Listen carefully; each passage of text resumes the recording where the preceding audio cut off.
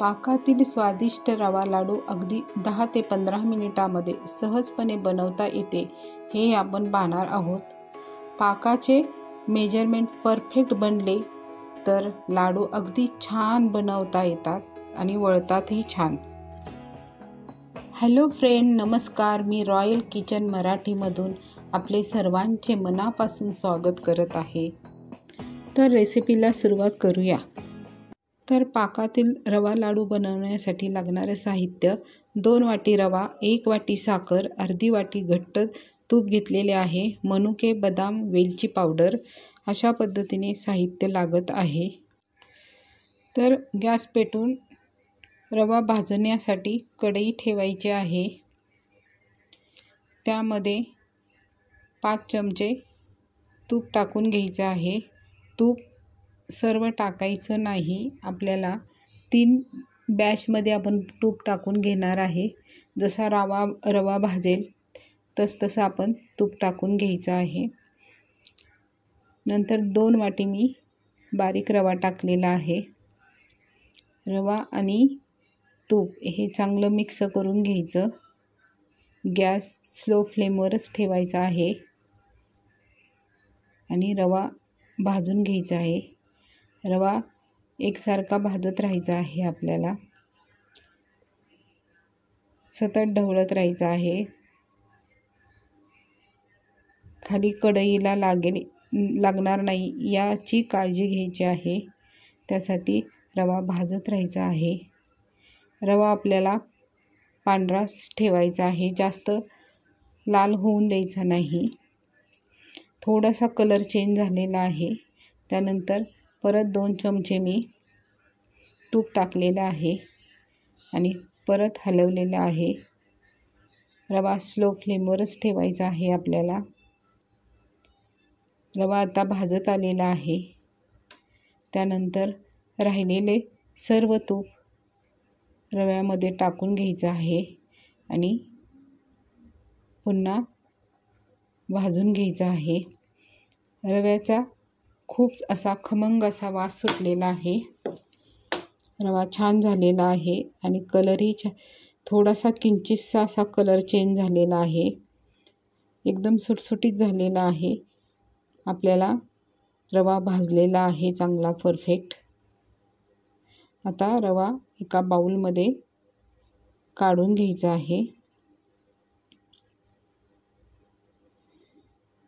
अशा प्रकारे आपण सर्व भाजलेला रवा हा काढून घेतलेला आहे। आता आपल्याला पाक तयार करायचा आहे। एका भांड्यामध्ये मी 1 वाटी साखर घेतलेली आहे आणि त्यामध्ये अर्धी वाटी पाणी आणि वर 2 चमचे अधिकचं पाणी घेतलेलं आहे। पाणी आणि साखर हे वितळून द्यायचे आहेत। मध्ये अधे सतत ढवळत राहायचं आहे। पूर्ण साखर विरघळली पाहिजे। गॅस मीडियम फ्लेमवर ठेवलेला आहे आणि साखरेचे मिश्रण आपण ढवळत राहायचं आहे। पूर्ण साखर विरघळलेली आहे। पाकाला उकळी आलेली आहे आणि आपण सतत ढवळत राहायचं आहे। त्यानंतर मध्ये अधे पाक थोडा चेक करायचा आपण की बाबा पाक तयार झालेला आहे की नाही। अजून कच्चाच आहे। अजून 1-2 मिनिटं उकळून द्यायचं आहे। त्यानंतर पुन्हा एकदा चेक करायचं आहे।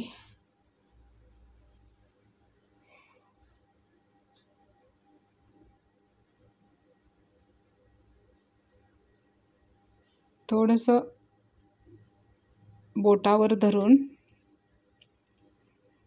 पाक चेक करायचा आहे। पाक झालेला आहे। गॅस बंद करून टाकायचा आहे आणि थोडंसं असं थंड झाल्यानंतर पुन्हा एकदा आपण पाक तयार झाला का, एक तार आली का हे पाहायचं। त्यानंतर अशा पद्धतीने एक तार आलेली आहे, म्हणजे आपला पाक अगदी परफेक्ट झालेला आहे। आता पाकामध्ये सर्व रव्याचे मिश्रण टाकून घ्यायचं आहे।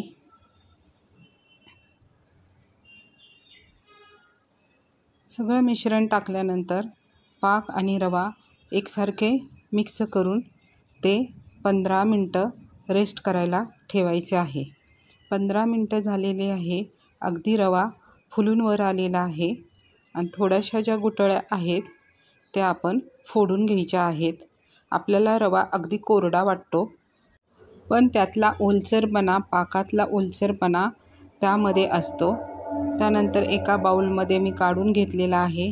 नंतर तो ताटामध्ये ओतून घेतलेला आहे आणि हाताने छानपैकी चांगला स्मॅश करून घ्यायचा आहे।